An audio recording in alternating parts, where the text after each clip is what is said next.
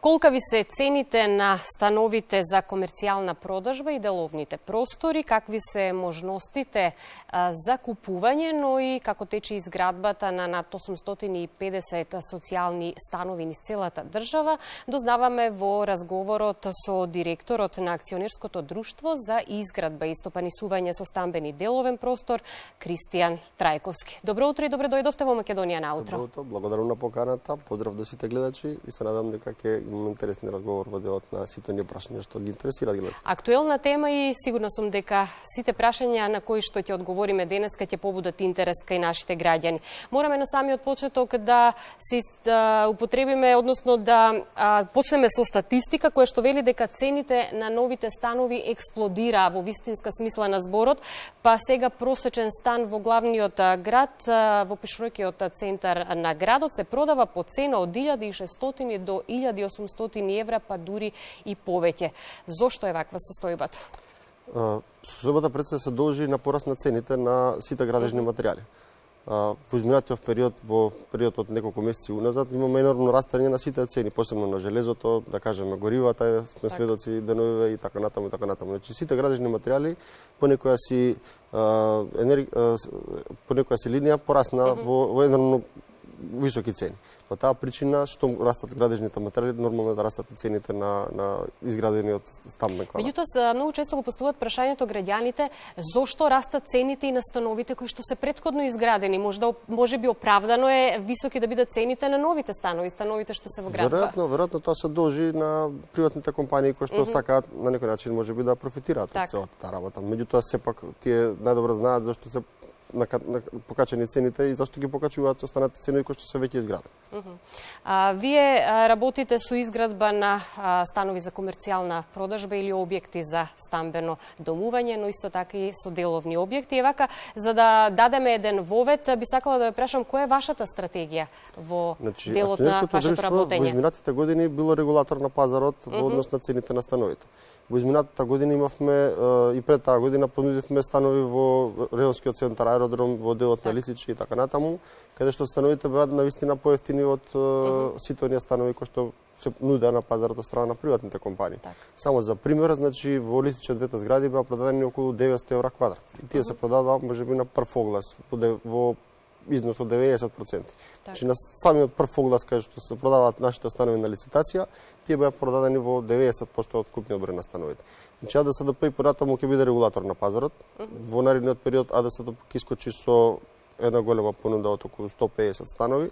Очекувам дека во текот на летото ќе биде и започната зградата и ќе биде започната продажбата. Кај нас се продаваат становите пат на лицитација, како што кажав.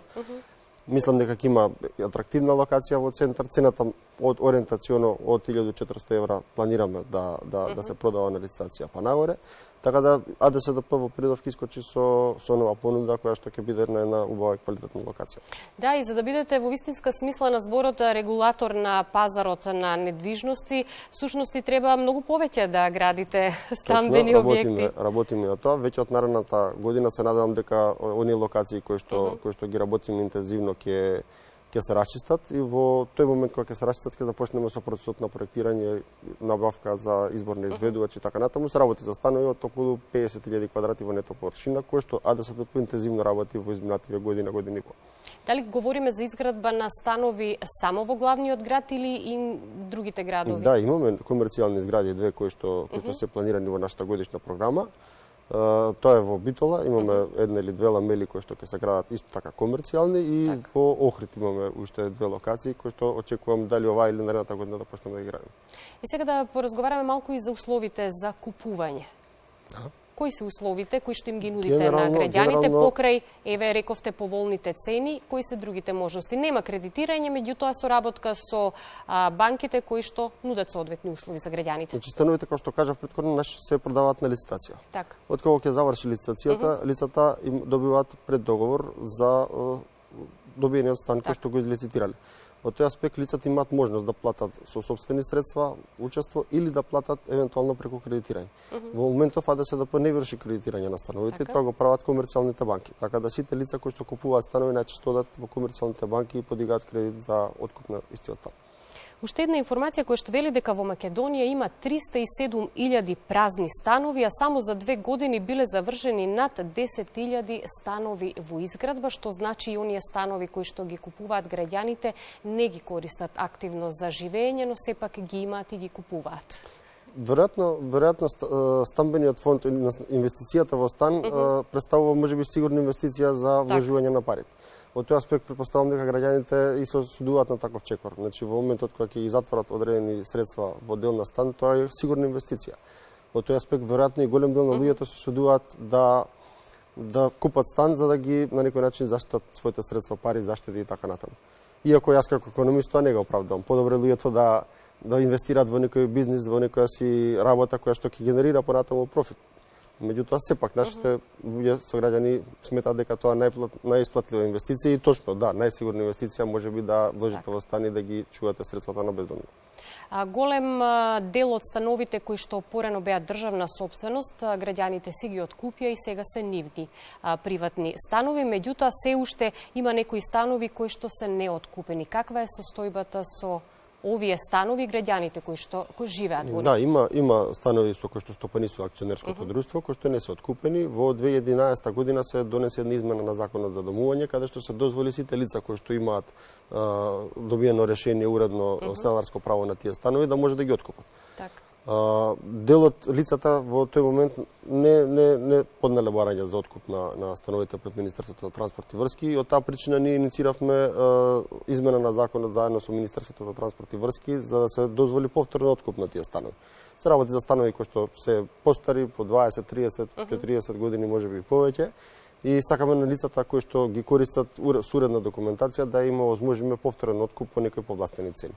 Во изминатото каматната стапка беше, мислам, околу 7%, ние понудивме овој пат да биде 3%, со цел да ги мотивираме сите оние лица да имаат пониска каматна стапка и да се сложат да ги откупат становите. И да не се плашат дека можеби ќе ги искупат становите. Така. Сега би сакала да се осврнеме малку на социјалните станови, исто така и тие предизвикуваат голем интерес во јавноста. Над 850 станови низ целата држава во моментот се градат и она што секако ги интересира граѓаните, за кого се наменети. Кој може да аплицира за овие станови? Проектот ФП, кој што го работиме со Банката за развој на Европа, веќе подолг период, предвидува станови за лица од ниски категории, за социјални случаи. Социјално ранливите категории граѓани, да. И овој проект исклучува намена за тие лица. Становите кои што се градат ќе бидат наменети за тие лица да можат да аплицираат и да добијат кров на глава. Значи да можат да добијат сопствен дом со цел да ги остварат своите најосновни животни потреби. Така да овој проект исклучува намена за тие лица. Кои се условите за аплицирање, но и кои се условите понатаму за добивање и откупување на станот? Вака, значи условите за аплицирање се прво да немаат имот на нивниот. Второ, да се приматели на некоја од категориите на социјална помош, односно на помош која што се дава на лица од овие категории. Да немаат, не знам, да немаат други примања кои што се согласно скалата која што предвидува за да можете да добиете таков стан. Така да има серија на услови кои што мислам дека се достапни за сите граѓани. Не знам на нашата веб страница мислам дека ги имаме условите. Така ги има сите информации. Да, така да ние сме отворена институција, секој граѓанин кој што е заинтересиран доаѓа кај нас, прашува, нашите служби ќе му дадат дополнителни информации за се што го интересира. А дополнително како тече понатаму постапката за добивање на станот? Значи овие станови кои што ги градиме, кои што ги споменавме сега, ќе одат преку посебна комисија во Министерството на транспорт и врски, која што електронски ги бодува сите пријавени кандидати. За да биде транспарентна постапката, значи електронски се бодуваат сите оние кандидати кои што доставиле документација согласно бараната документација и на тој начин системот исфрла кои се оние кандидати кои што имаат највеќе бодови и на тој начин добиваат. Останува да се следи состојбата, кога ќе бидат становите готови, можност за аплицирање и сите ралеви категории. До 2023 сите станови планираме да ги завршиме и сите оние предвидени кои што ги спомнавме да ги предадеме во Министерството на транспорт и врски на понатамошна расправа. Одат ли во вистинските раце социјалните станови? Има многу дискусии на оваа тема. Значи, затоа беше иницииран системот кој што е транспарентен. Значи, електронски систем кој што согласно положбата на секој лице од оваа категорија ќе го бодува. Тоа лице кое што навистина има повеќе бодови, транспарентно ќе си го добие станот. Така. Очекувате ли цените на становите да растат и да одат погоре? Рековме од 1400 до 1600 евра за метар квадратен, некаде и повисоко. Значи, ако се задржи трендот, да.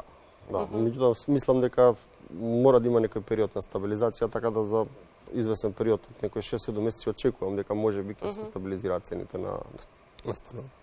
А кој е вашиот став или коментар за критиките за прекомерното градење во главниот град? Уништување на зелените простори на сметка на стамбените објекти. Искрено, значи... Дали тоа треба малку поинаку да биде регулирано? Дефинитивно. И имате ли влијание во тоа? Се сложам со вас. Значи, имаме одредени, рурални средини кои гравитираат во делот на Скопје и сметам дека во тој дел треба да се прават големи населби. Големи населби со сите оние потребни содржини како што се градинки, болници, маркети и така натаму. И мислам дека треба некој ден да го смениме начинот на живење, односно и свеста на домување. Мислам дека лицата, поготово да кажеме и стари, млади, брачни парови, да се научат едноставно да живеат во малце поруралните страни. Да не биде се сконцентрирано во централното градско подрачје. Таму би граделе, значи големи комплекси. И во тие комплекси ќе имаат се што им е потребно за да може да ги обават нивните животни обврски. Сега кога сме кај стандардите по кои што се градат новите станови, вие како градежна институција сигурно ги запазувате сите потребни стандарди. Дали сметате дека тоа се почитува и во приватниот сектор и каква е состојбата? Не знам, не сум во прилика да направам некоја споредба, меѓутоа можам да кажам дека она што се однесува до акционерското друштво, ние имаме исклучителни надзорни служби кои што долги години се занимаваат со тоа. Така да од аспект на квалитетот и на она што се нуди, мислам дека со акционерското друштво нема поголеми проблеми што може да се случат. Значи ќе бидат сите во рамките на тоа што е пропишано согласно закон. Она што е најважно, имате стратегија, имате план и, како што рековте, да бидете регулатор на пазарот на продажба на станови, за да може сето тоа да овозможи подобри услови и можности за граѓаните, полесно и поедноставно да дојдат до сопствен стан. Имате ли некоја порака до нашите гледачи? Пораката на нашите гледачи е, значи, ќе искочиме со нов проект кој што го разговараме веќе подолг период со Банката за развој на Европа. Значи, во текот на вчерашниот ден имавме состанок на кој што беше презентиран новиот проект, кој што најверојатно ќе го започнеме од веќе 2023 година да го работиме. Тоа ќе стане збор за многу поповолни цени на сите граѓани и тоа наистина ќе значи една голема регулација на пазарот, каде што цените мислам дека ќе бидат многу подостапни за сите оние граѓани кои што очекуваат или бараат или чекаат да купат некој поволен стан. Не би сакал сега да шпекулирам, значи во наредниот период ќе го објавиме проектот, можеби од веќе наредната година доколку го договориме и со владата и со Банката за развој на Европа, значи ќе го објавиме проектот, меѓутоа станува збор за исклучително интересен проект кој што ќе понуди енергетска ефикасност, ќе понуди пониски цени, ќе понуди подобри начин на оплата, пониски каматни стапки, значи едноставно исклучително атрактивен проект. Доколку остана некои неодговорени прашања, тоа ќе го оставиме за наредно ваше гостување во Македонија наутро. Денеска ми беше задоволство што бевте мој гостин. Исто и мене беше задоволство. Ви благодарам уште еднаш. Да одговорив на сите прашања. Благодарам.